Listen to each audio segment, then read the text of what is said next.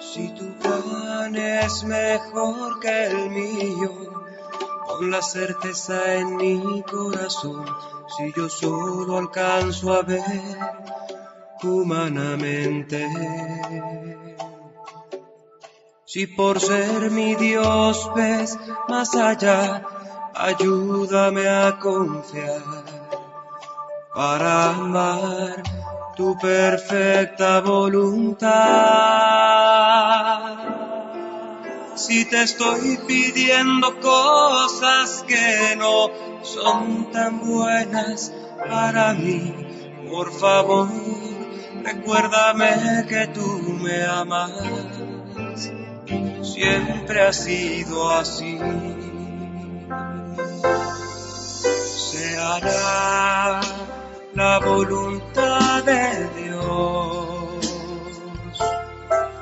Se hará la voluntad de Dios.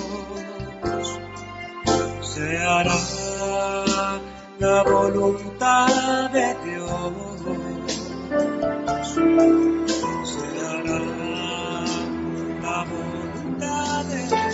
Bueno, vamos a hablar de la pasión de Jesús, ¿de acuerdo? De alguna manera ya hemos visto todo esto de con qué quería dotar Dios al hombre. Lo quería dotar de voluntad, donde iba a refulgir la voluntad divina, o sea que es la semejanza con el Padre Celestial. Lo dotó con inteligencia, que era donde debía de asentar la inteligencia divina, o sea, la segunda persona de la Trinidad.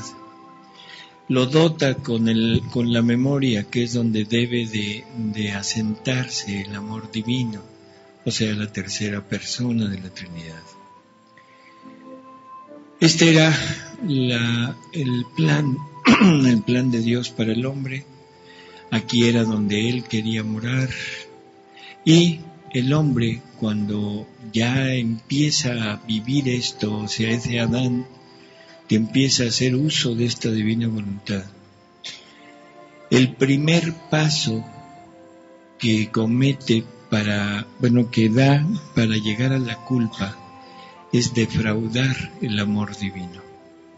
O sea, quita al amor divino los derechos que le correspondían. Y este amor defraudado hace que Jesús sufra la primera pasión, que es la pasión del amor.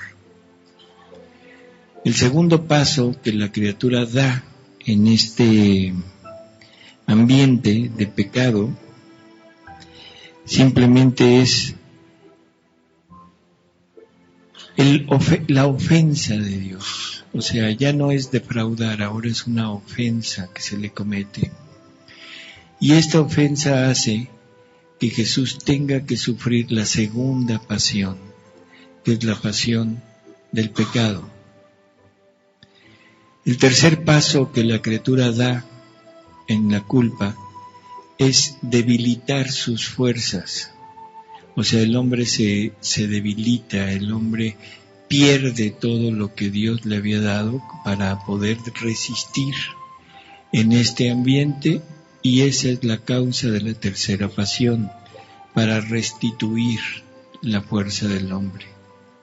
Entonces, la primera pasión es para dar salud, pero la primera pasión es para darle al amor divino el lugar que le corresponde. La segunda, para pagar la culpa, y la tercera, para restituir las fuerzas del hombre. Y ustedes se preguntarán, ¿de qué me está hablando? Son 3 pasiones de Jesús. Vamos a analizar una cosa. Ya más o menos tenemos una idea de quién es el hombre. Ya tenemos esa idea de qué es lo que Dios quiere con él. Pero yo les preguntaría, Dios es equilibrio en todo. ¿Qué quiere decir equilibrio? O sea, que todos sus atributos están siempre equilibrados, no se deja llevar por ningún atributo. Si Dios hubiera mandado a su Hijo a morir a este mundo para que nosotros pudiéramos ser perdonados, ¿y cuántas veces muere Jesús? Una. O sea, nosotros vimos una muerte de Jesús. Y esa muerte será suficiente para pagar todas las muertes que la humanidad le ha dado a la vida divina en ella. ¿Sí? ¿Sí? Dosis nada más. A ver, un no. Dios es equilibrio. ¿Qué quiere decir equilibrio? Que el amor divino, la bondad divina, la misericordia divina, la potencia, la santidad, la justicia divina, todo debe estar equilibrado. Y si yo le debo a Él 2 vidas, ¿qué me va a pedir que le restituya? 2 vidas. Serían 2 muertes de Jesús. Jesús murió una. Jesús murió una vez. ¿A quién se le aplicó?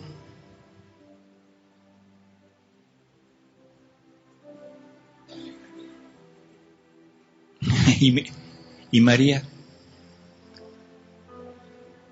Fue una muerte nada más según ustedes. Entonces, ¿a quién se le aplicó? ¿A María? Podría ser, porque es la única que no tenía pecado. ¿Sí? ¿Y las demás? ¿Quién las pagó? Si Dios no exige el pago completo, entonces se estaría dejando llevar, ¿por qué? Por el amor. ¿Sí?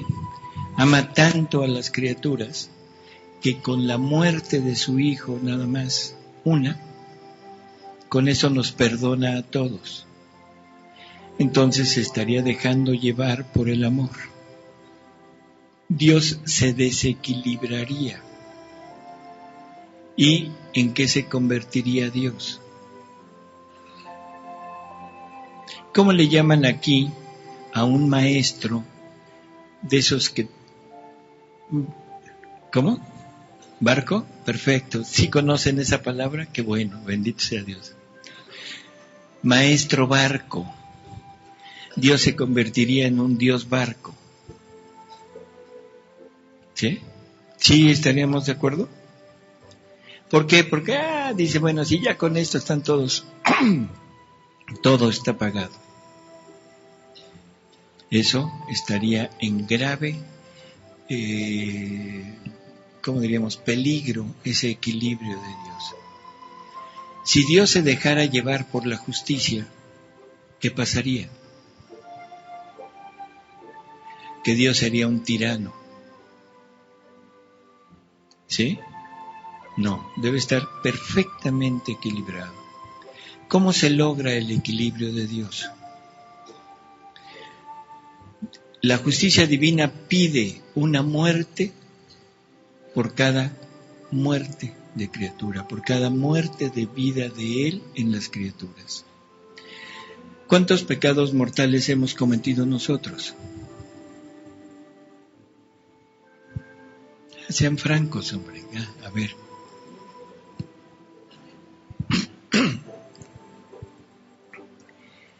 ¿Cuántos pecados mortales ha cometido usted? No se me salga por la tangente. Muchísimos, muchísimos. ¿Cuántos pecados mortales habrá cometido la humanidad? inimaginables. ¿Sí? ¿Cuántas veces tendría que haber muerto Jesús? Bueno, muchísimas, inimaginables, eso es lo que exige la justicia divina. Eso es lo que exige la justicia divina. Pero como nosotros no lo podemos pagar, ahí entra el amor divino y dice, espérate, no los castigues, yo pago por ellos. Y entonces el amor en la persona de Jesucristo es el que se expone a pagar todo lo que nosotros le debemos a Dios, para lograr el perfecto equilibrio. Pero ahora Dios le dice, ok, de acuerdo, pero me tienes que pagar todo. Me tienes que pagar tantas vidas, tantas muertes, por cuantas veces la criatura le ha dado muerte a mi vida divina. Cuando un niño rompe un vidrio del vecino, quizá alguno de ustedes se vio en ese problema, ¿qué se necesita hacer? ¿Pedirle perdón al vecino? Perfecto. Pagarle su vidrio. ¿Mandé? Reparar el daño. ¿Y luego? ¿Ya? ¿Ya? ¿Y ya? Usted es una mamá bonachona. Se necesita regañar al niño, darle un castigo, porque si no lo va a seguir haciendo. ¿De acuerdo? Entonces, es pagar, reparar el daño, pedirle disculpas al dueño, al de la casa, y regañar al niño. O sea, la reparación y una pena. ¿Qué pasa cuando el vidrio es Dios? ¿Qué pasa cuando el niño soy yo? ¿Y qué pasa cuando Jesús es el papá mío? Llega con Dios y le dice, no te apures, yo pago el vidrio. Él se expone a eso, ¿sí? Y repara el vidrio y luego me toca una pena. Y esa pena es un castigo. Pero ahí el amor divino dice, yo también pago por eso. Es un papá querendón. Es un amor querendón. Y entonces va a pagar también mi pena. De ahí los sufrimientos que Jesús tiene que pasar por cada pecado que hemos cometido. No solamente una muerte, sino también la pena del dolor. Si esto Jesús lo va asumiendo él, entonces ahora la pregunta es, ¿cuándo lo sufrió? Y le vuelvo a hacer la pregunta que hice antes, no me acuerdo cuándo, si hoy o ayer. ¿Qué hizo Jesús los 34 años de su vida? Digo, 31 años de su vida antes de salir a la vida pública. ¿Haciendo nada? No, la vida de Jesús, en el momento que Jesús se encarna, nos asume a nosotros en Él, ¿sí? Asume nuestra vida y se encarna junto con nosotros, con nuestra vida, pero nuestra vida es de pecado. Entonces, en ese momento, nuestro pecado lleva consigo la pena y la deuda. Entonces, el amor divino es el que tiene que cobrarse eso, porque es el único que sabe cuánto le debo y cuánto dolor se requiere. Y empieza a tener Jesús 3 pasiones. La primera pasión es la pasión del amor. O sea, el amor divino, por tantas veces que ha sido defraudado, le inflige a Jesús una muerte en su interior y empieza a pagar por todas las muertes que nosotros le hemos provocado. Después tiene que pagar la pena, un dolor por cada culpa que cometimos. Y al final tiene que restituir al hombre, a las fuerzas del hombre. Son 3 pasiones. La primera pasión del amor, ahorita vamos a verlas con calma, pero esto es nada más para semblantear un poquito. La pasión del amor es el amor divino dando muerte por cada vez que el hombre mereció una muerte, por actuar en su voluntad, sin la unión con la voluntad divina. La pasión del pecado, que es cada pecado que le inflige una pena a Jesús por cada falta que cometimos. Como ejemplo sería una espina. ¿Qué nos estaría representando la corona de espinas? El reparar por tantos malos pensamientos. Entonces, ¿cuántas espinas tuvo que recibir Jesús? Todas las espinas que ha habido en el mundo no alcanzarían para poder reparar por todo lo que nosotros hemos hecho y merecido por eso. Cada flagelo, cada golpe de flagelo representa una separación de la criatura de Él. Por eso es que, ¿quién ha leído las horas de la pasión? Ya son bastantes. ¿No han leído acaso que dice Luisa, Jesús, ¿quién es tu verdugo? Que veo en tu interior flagelos de fuego que te arrancan las carnes y te dan en golpes hasta en las partes más íntimas de ti. ¿Sí lo han leído? ¿Y qué han entendido de eso? ¿Nada más así?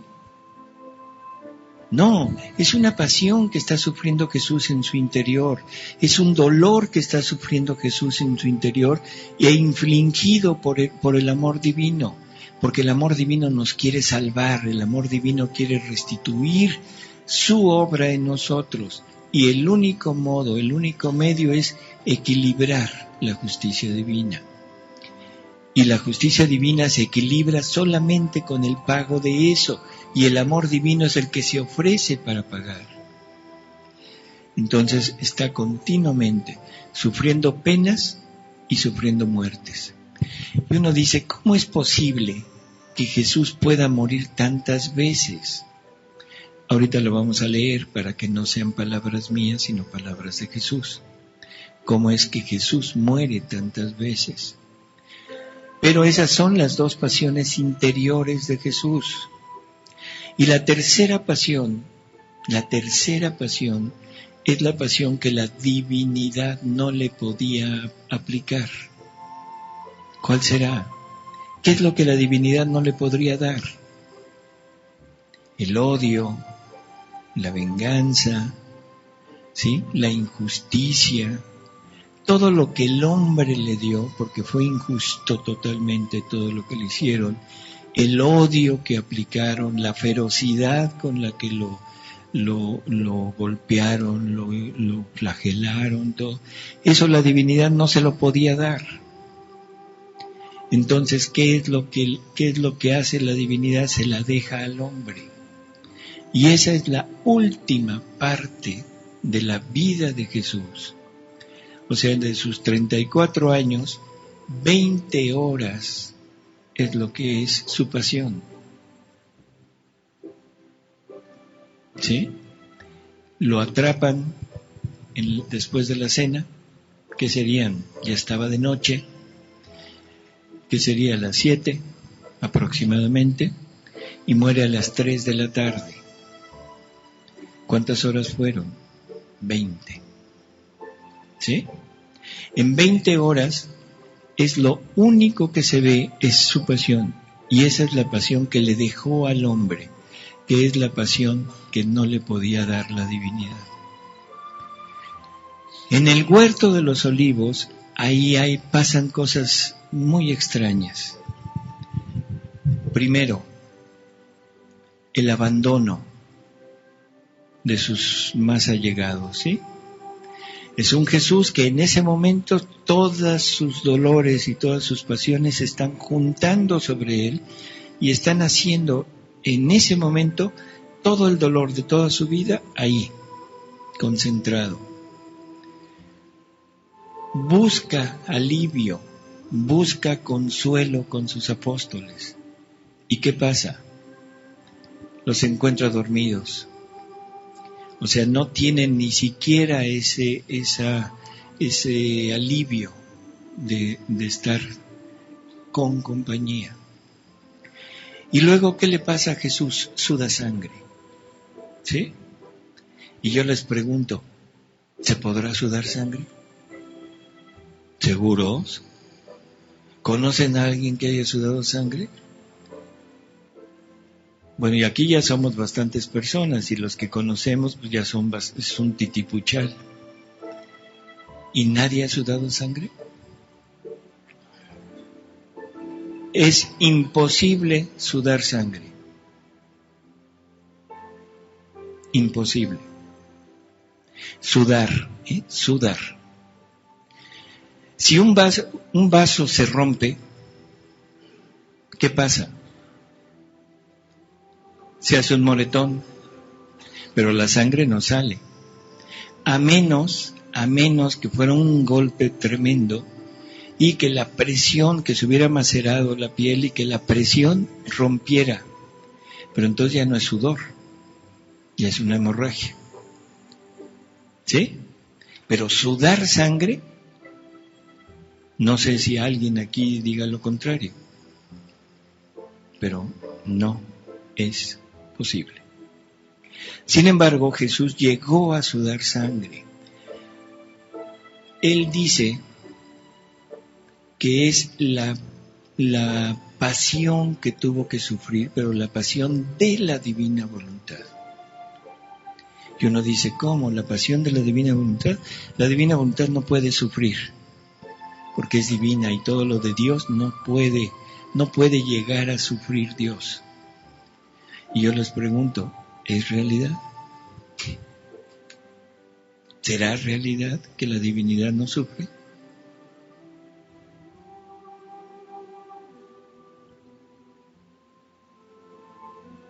Se quedan callados para no comprometerse. Pero San Pablo dice que toda la creación sufre dolores de parto. Yo creo que la gran mayoría de ustedes aquí han sufrido el dolor de parto. ¿Qué es un dolor de parto?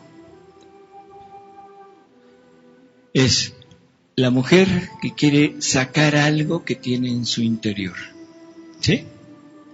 Y no puede. Hay un obstáculo. Entonces empieza todo el trabajo de parto y es dolor tras dolor tras dolor. Y es el dolor provocado por esa necesidad de sacar algo. Bueno, San Pablo dice que toda la creación, sufre dolores de parto. Uno dice, yo nunca he visto gemir a un árbol. ¿Ustedes sí? Yo nunca he visto un pollo quejándose. ¿O sí? ¿Han visto a una cucaracha quejándose? ¿No? Entonces, ¿San Pablo nos mintió?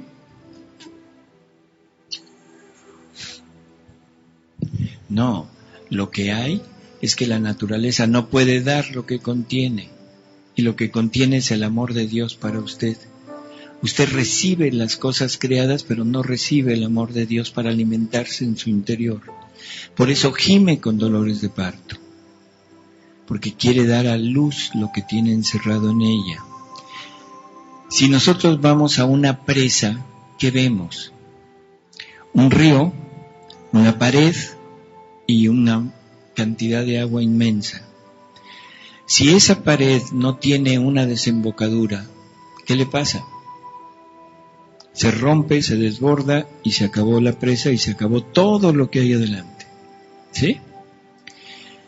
¿Por qué? Porque es la presión que está ejerciendo, lo que tiene acumulado en su interior. La divina voluntad tiene acumulado en su interior todos los bienes que quería darnos a nosotros, pero no los puede sacar. ¿Sí? Quiere sacarlos, pero no encuentra en dónde depositarlos, porque no encuentra su misma vida que sea la receptora de todos esos bienes. Por lo tanto, tiene que quedarse con aquello, y es una presión que aumenta y aumenta y aumenta y aumenta.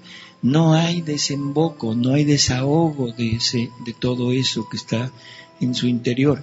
Esa es la pasión de la divina voluntad. Una pasión que ha durado desde que el hombre es hombre hasta que venga el último hombre. Y ese dolor se tiene que hacer patente en algo, tiene que dar salida en algo. Y lo da salida en Jesús en el huerto de los olivos. Y ahí es donde desemboca todo el amor, todo lo que tiene la divina voluntad para nosotros. Y ahora resulta que el embarazado es Jesús. Embarazado me refiero por lo que tiene dentro para nosotros, pero no le permitimos que él lo desahogue. Ahora, toda esa pasión que sufría la divina voluntad en su interior, lo está transportando, lo está poniendo en la humanidad de Jesús. ¿Qué tanto habrá sido ese dolor que lo hace hacer lo imposible, sudar sangre? Si leemos las horas de la pasión, está hablando Luisa de un charco de sangre. O sea, de litros de sangre, porque está en tierra y Luisa está viendo aquello. No es que sea la realidad así, tal cual. Nos está dando a entender la magnitud de lo que está pasando en el interior de Jesús. Igual, cuando Luisa describe la flagelación interior de Jesús, nos está hablando de cantidad de azotes, y no con un flagelo, sino con flagelos con puntas, con picos, con cadenas. Se cansa un verdugo y llega otro y le da y llega otro y otro. Incontables verdugos, incontables instrumentos. ¿Qué está viendo Luisa? ¿Qué está viendo? Representado en Jesús lo que la divinidad le está infligiendo, que somos nosotros la causa de eso. Esos incontables verdugos que le están aplicando a Jesús flagelos, somos nosotros, y es la divinidad quien se los da para equilibrar la justicia de Dios. Es un Jesús que se somete a todo esto para poder tener a sus hijos nuevamente con Él. Cuando ya sale de ese estado de muerte, de agonía, casi que sale, Jesús dice cosas raras. Dios mío, ¿se acuerdan? Pase de mí este cáliz. Ya hablamos de eso, del Jesús que tiene miedo. No tiene miedo. En su interior está sufriendo la vida de todos nosotros. Jesús viene, toma mi vida, se la pone Él, y en Él, que es la divinidad, está sintiendo lo que yo soy. ¿Se imaginan lo que siente? ¿Se imaginan lo que siente toda la vida de toda la humanidad puesta en Él?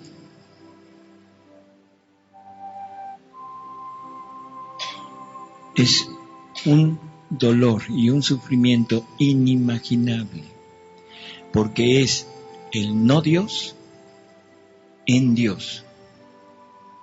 Dios sintiendo lo que es el no Dios.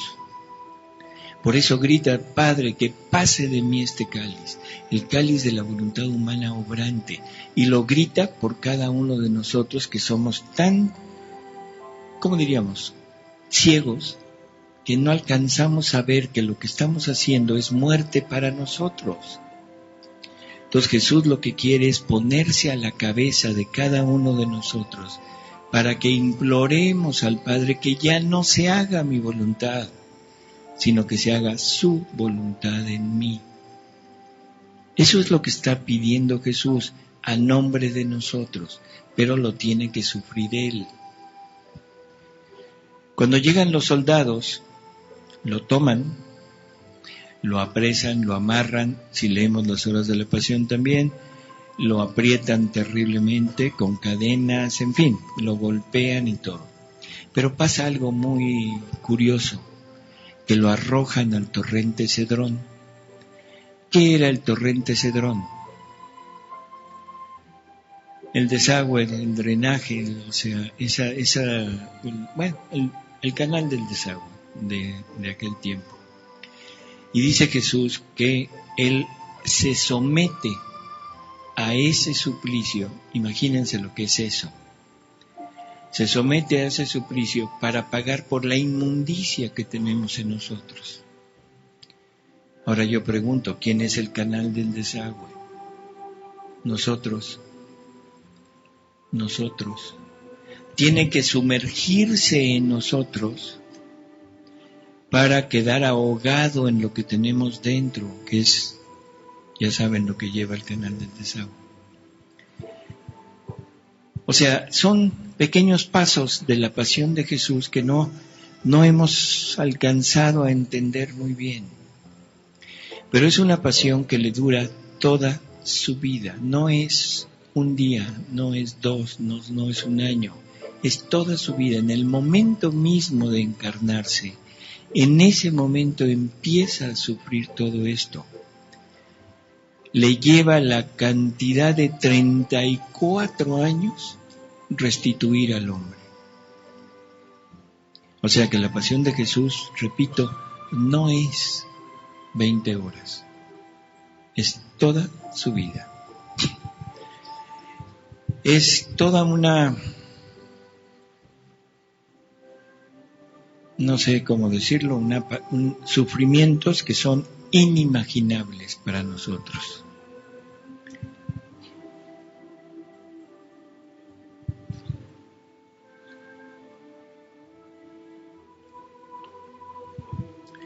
Le dice Jesús a Luisa: hija mía, mi primera pasión fue el amor, porque el hombre al pecar, el primer paso que da en el mal, es la falta de amor. Por lo tanto, faltando el amor, se precipita en la culpa. Por eso el amor, para rehacerse en mí de esta falta de amor de las criaturas, me hizo sufrir más que todos. Casi me trituró más que bajo una prensa. Me dio tantas muertes por cuantas criaturas reciben la vida. El segundo paso que sucede en la culpa es defraudar la gloria de Dios y el Padre. Para rehacerse de la gloria quitada por las criaturas, me hizo sufrir la pasión del pecado. Esto es que cada culpa me daba una pasión especial. Si la pasión fue una, el pecado en cambio me dio tantas pasiones por cuantas culpas se cometerán hasta el fin del mundo. Y así se rehizo la gloria del Padre. El tercer efecto que produce la culpa es la debilidad en el hombre, y por eso quise sufrir la pasión por manos de los judíos. Esta es mi tercera pasión, para rehacer al hombre de la fuerza perdida. Así que con la pasión del amor se rehizo y se puso en justo nivel el amor. Con la pasión del pecado se rehizo y se puso a nivel la gloria del Padre. Con la pasión de los judíos se puso a nivel y se rehizo la fuerza de las criaturas, que es más o menos lo que habíamos hablado, ¿no?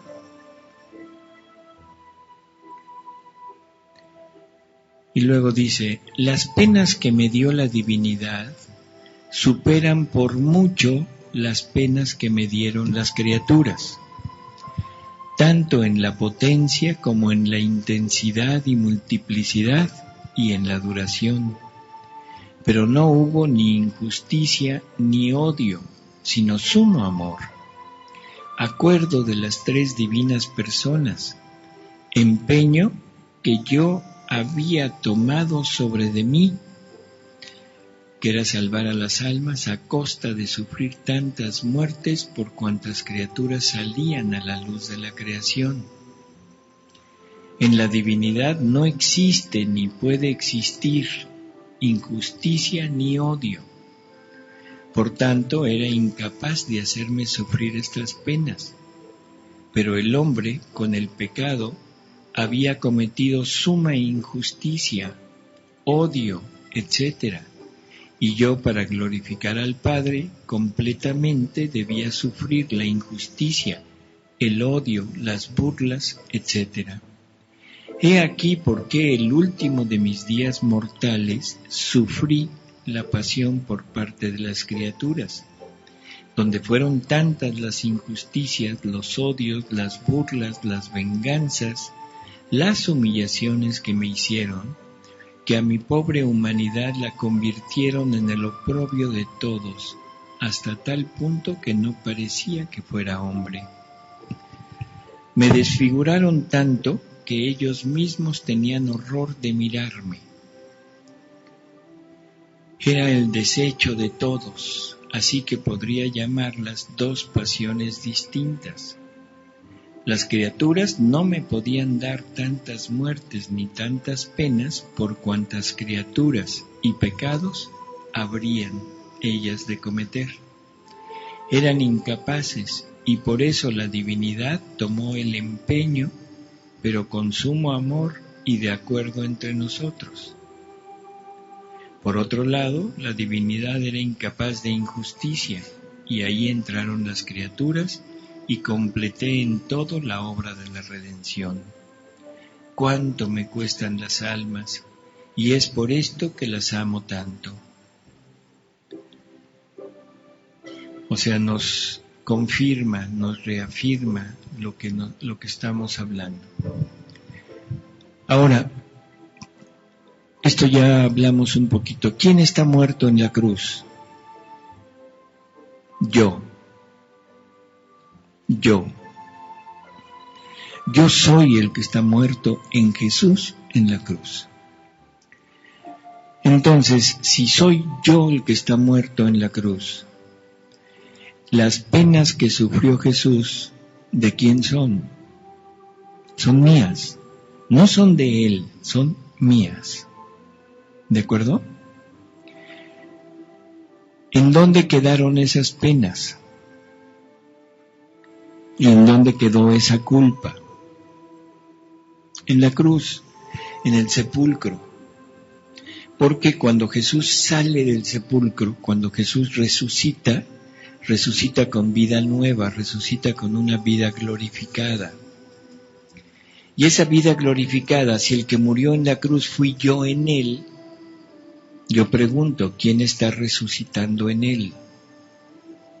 Yo.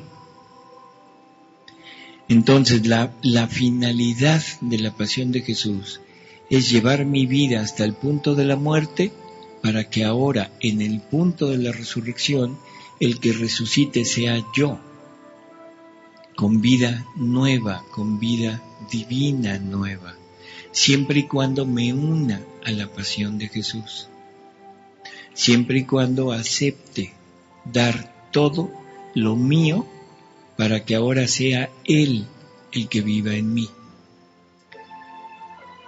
¿De acuerdo? Bueno, si tengo entendido esto, entonces yo les diría, ¿algún canto, alguien se sabe algún canto de los que se utilizan en estas épocas?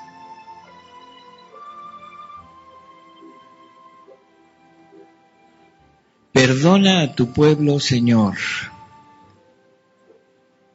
Por eso, pero ahorita vamos con el perdona a tu pueblo, Señor. ¿Qué dice después? no estés eternamente enojado. Ajá. ¿Y qué pensará Jesús de eso?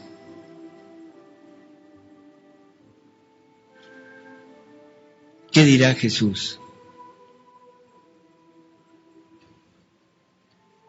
¿Mandé? Por eso, ha de decir, están locos, tengo puro hijo loco. ¿Qué perdón quieres que te dé? ¿Qué no ves cómo estoy? ¿Qué piedad quieres que te dé? ¿Qué no ves cómo estoy? ¿Qué no ves que que estoy aquí eres tú? Y que esa es la pasión, ese es el perdón, esa es la misericordia, eso es todo lo que me estás pidiendo. ¿Qué más quieres que te dé? La voluntad de Dios será la voluntad de Dios.